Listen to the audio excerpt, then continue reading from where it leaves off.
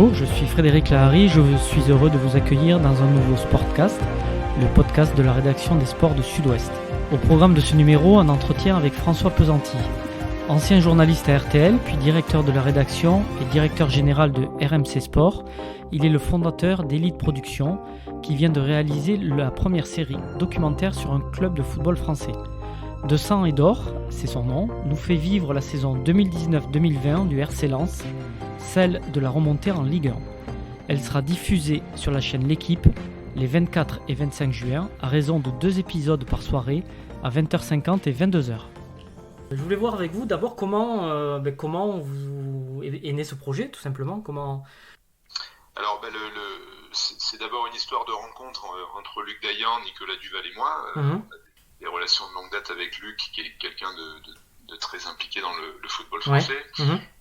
Et puis un jour, il m'a présenté Nicolas Duval, qui est le patron de Quad Productions, donc qui est quelqu'un de très important dans le cinéma français. Et comme j'avais du temps, ayant quitté RMC Sport, et que Nicolas était intéressé par le sport, on s'est dit que notre association pouvait être intéressante pour raconter des histoires dans le monde du sport et du football en particulier. Et donc dans les semaines qui ont suivi, on a contacté avec Luc un certain nombre de présidents de clubs de foot professionnels, puisqu'on voulait démarrer vraiment avec une série immergée au sein d'un club de foot français. On voulait faire cette première série en France. Il n'y en avait pas encore eu. Et donc on a contacté plusieurs présidents de clubs, notamment de première division, mais même s'ils étaient intéressés par le projet, par le bien fondé de ce projet, ils ont finalement renoncé parce que, comme toujours, c'est toujours délicat d'être le premier, et d'essuyer les plâtres. Et puis finalement, grâce à la bonne relation de confiance que Luc a avec Joseph Gourlian, le président de Lens, et puis grâce peut-être à la culture anglo-saxonne de ce dernier, Joseph a accepté. Et c'est vrai que Joseph vit en Angleterre, donc baigne dans le football britannique, et c'est dans ce football britannique qu'ont été tournées les premières séries immergées. Donc lui avait vu tout ce qui avait été fait en la matière, notamment la série sur Sunderland sur Netflix, avec laquelle il trouvait qu'il y avait beaucoup d'affinités avec Lens. Et ça s'est mieux fini, heureusement. Ça s'est mieux fini pour Lens que pour Sunderland, heureusement. Oui, heureusement, oui, exactement. Ayant cette culture-là, et puis ayant pensé qu'il y avait un vrai lien, des comparaisons entre Lens et Sunderland, et puis je pense voulant marquer aussi de manière un peu forte le retour de Lens au premier plan, et écrire une belle histoire autour de ça. Il s'est dit pourquoi pas, et finalement, pour notre plus grand bonheur, parce qu'il savait que Lens fait partie des 5-6 grands bastions du football français, et on a trouvé là-bas, au-delà de l'aventure sportive, un bassin de population, un public, une atmosphère, une ambiance, un impact sociétal très très fort. Et ce type d'impact sociétal est essentiel pour ce type de série. Oui, parce que ce genre de série doit forcément dépasser le cadre du sport. C'est tout l'intérêt. Oui, c'est l'intérêt, et c'est là que ça devient intéressant pour des publics plus larges que les simples fans. Bien sûr que c'est une série qui nourrira la passion des fans de Lens, et d'ailleurs parce que tous les fans de tous les clubs professionnels se retrouveront dans cette histoire-là, évidemment. Mais c'est vrai que lorsqu'on arrive à Lens, on est marqué par l'importance de ce club dans le quotidien des gens, peut-être plus qu'ailleurs, parce que c'est un bassin minier qui a vécu beaucoup de difficultés, qui s'est construit dans la culture de la mine, du travail, de la souffrance, et pour lequel le football a toujours été un élément pas seulement de divertissement, mais un élément très identitaire, un élément de fierté. Et c'est vraiment de tout temps, puisque ce club est très ancien. Le stade a été construit en 1931. Par les mineurs, par la société de la mine. Et il a d'ailleurs été construit à l'initiative des sociétés minières. Et par les mineurs, et c'est vraiment quelque chose qui reste, même si les mines sont fermées, cette culture du bassin minier reste très ancrée et se manifeste à Bollaert, qui en est vraiment au-delà du football. le lieu de célébration. Ouais. Et c'est ce qui est intéressant d'illustrer. Donc c'est ce que fait régulièrement la série, même si la série raconte d'abord une saison sportive. Elle va vraiment dans ces dimensions-là aussi, parce que c'est quelque chose qui est complètement inhérent à la culture lensoise. Et je pense que c'est le type de traitement, de storytelling, comme on dit maintenant, qui peut permettre à des gens qui ne sont pas des ultra fans de foot de découvrir cette culture-là, de découvrir ce que le foot représente et pourquoi il représente autant. Et j'espère qu'au-delà du RC Lens, cette série va faire du bien au football.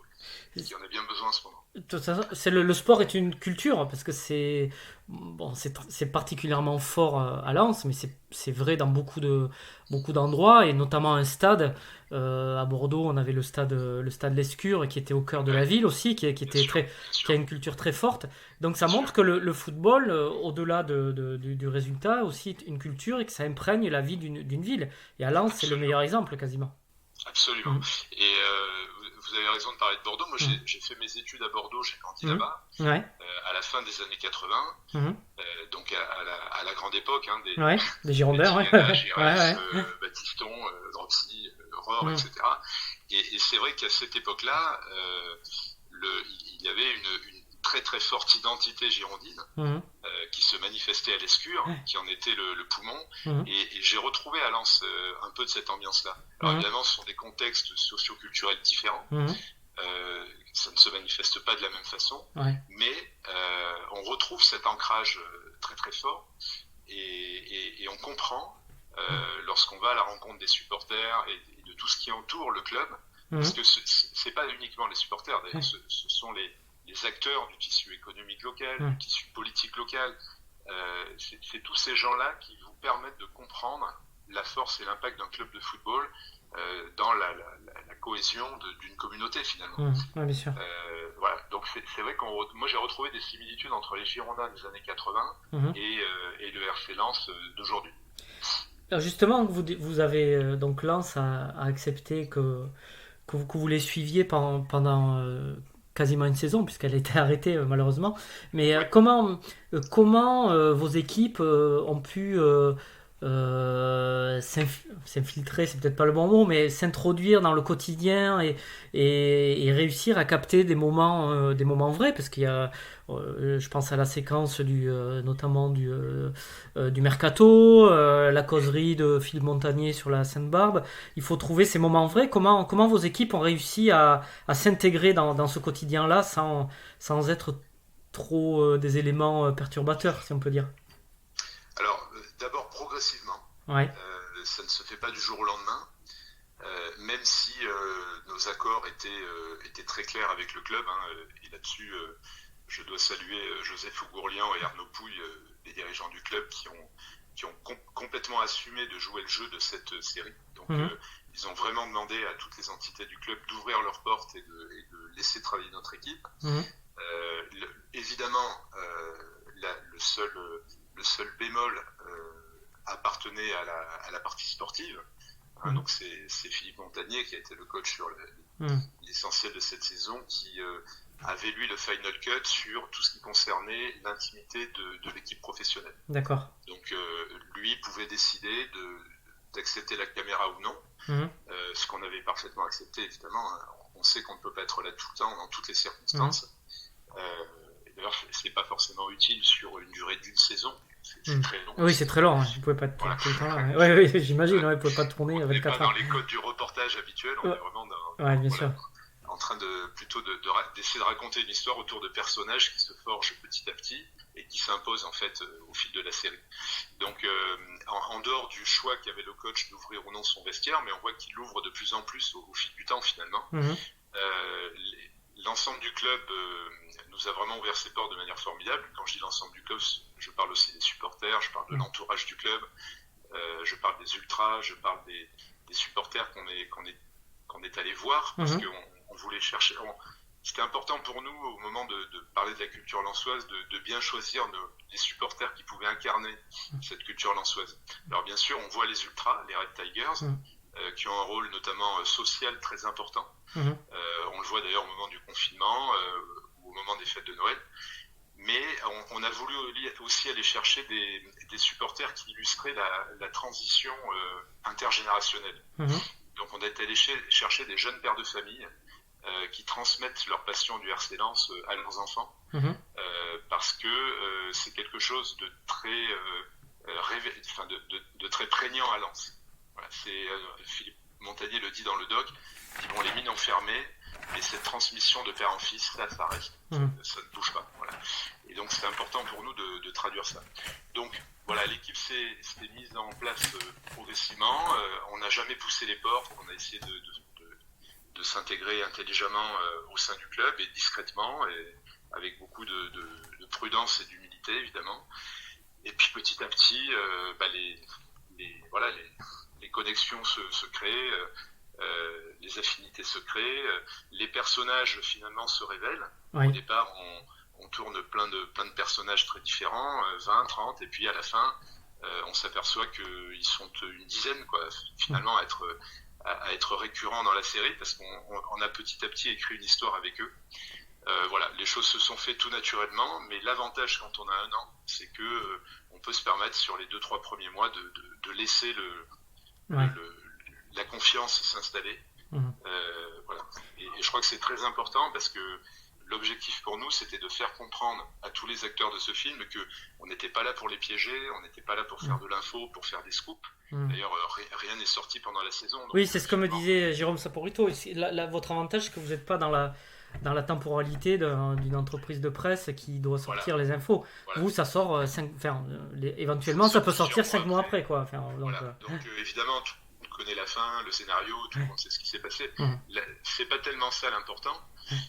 L'important est de comprendre la manière dont les choses se passent, de donner le maximum de clés, à la fois sur le sportif, sur l'environnement du club, sur les relations entre les personnages, sur... voilà, c'est intéressant par exemple aussi de montrer qui était Joseph Ougourlian, au sens où ce type de président est assez révélateur de la nouvelle génération d'investisseurs qui viennent dans le football. Alors ce sont des gens très cartésiens qui viennent dans le football de manière très passionnée. On voit à quel point ça leur coûte, ça peut leur coûter beaucoup d'argent, à quel point c'est un investissement très irrationnel par rapport à leur quotidien. Mais on voit à quel point ces gens-là ont une valeur très forte pour tout un bassin qui grâce à eux, finalement, retrouve un peu de fierté et puis retrouve la Ligue 1. Voilà, donc il y avait différentes typologies de personnages à embarquer dans cette histoire. Bon, j'espère qu'on y est bien parvenu. En tout cas, on arrive, je pense, à découvrir toutes les familles qui assemblent finalement ce que représente un club de foot. Et c'est pour ça que je pense que voilà, c'est un sujet qui intéressera le grand public potentiellement, bien au-delà de Lens, voire bien au-delà du foot. Tout à fait. D'ailleurs, ça montre aussi, comme vous disiez, comment fonctionne aussi un club de football, comment sont prises les décisions, quel chemin ça prend, jusqu'à même l'éviction de l'entraîneur, même si je ne l'ai pas vu cet épisode, mais je sais que ça fera partie de la saison. Donc il y a aussi ce travail presque de pédagogie, de montrer comment un club de foot fonctionne et que tout ne se décide pas comme ça du jour au lendemain, que c'est un processus qui est assez long finalement. Oui, absolument. Et pour moi qui viens du monde de l'entreprise, j'ai découvert que finalement un club de foot se gérait comme une entreprise normale, on va dire comme une PME, puisqu'on est plutôt dans la dimension des PME, même si médiatiquement ce sont des PME extrêmement exposées. Mais il y a beaucoup de similitudes finalement. Je pense que ce doc peut aussi être révélateur du fait que ce monde du football n'est pas uniquement un monde de dingue avec du bling-bling, avec des choses extravagantes. C'est un monde extrêmement réaliste aussi, qui fonctionne comme n'importe quelle autre entreprise, qui doit trouver des solutions en permanence, qui doit optimiser ses budgets, qui doit faire attention à ses clients, à ses fans, à son public, qui doit gérer ses cadres, que sont les joueurs, voilà. Donc finalement, c'est presque une démonstration de vie normale, même si le monde du football génère plein de fantasmes et plein de rêves, la réalité, elle est beaucoup plus terre à terre finalement. Tout à fait. Et vous disiez tout à l'heure que vous espériez que ça ferait du bien au football, mais ce qui serait bien aussi, c'est que ça montre aussi aux dirigeants qu'on peut ouvrir les portes de manière raisonnable et montrer aussi que ça peut être à l'avantage du club d'ouvrir les portes, parce que le monde du football est extrêmement fermé depuis quelques années. Oui, c'est vrai que le monde professionnel est très fermé. J'espère que ce type de production montrera en effet que l'ouverture peut être payante, parce que c'est vrai qu'aujourd'hui, les fans, au-delà du spectacle sportif, du direct et des matchs, sont friands de savoir ce qui se passe en coulisses, sont friands de toutes les histoires qu'on peut leur raconter autour de ces matchs et autour de ces événements. Je pense que ce type de contenu fait complètement partie intégrante aujourd'hui du sport de haut niveau et de sa médiatisation. On a vu, sans parler de nous, parce que c'est le début en France, mais on a vu à quel point dans d'autres domaines ce type de contenu avait reboosté l'image de sport entier. Je pense à la Formule 1. La Formule 1, c'est révélateur. Moi, je m'intéressais pas forcément de près à la Formule 1. Et quand j'ai vu la première saison, après, je regardais ce que faisaient les McLaren, les Haas. Enfin, voilà, c'est incroyable comment l'impact peut avoir quelque chose. La série Drive to Survive a réhumanisé finalement le monde de la Formule 1. Elle a raconté des histoires d'hommes, de rivalité, de jalousie, des histoires humaines qui parlent à tout le monde. Et on a découvert que sous les casques, il y avait des êtres humains à nouveau, qu'on connaissait dans les années 80, mais qu'on avait un peu oubliés.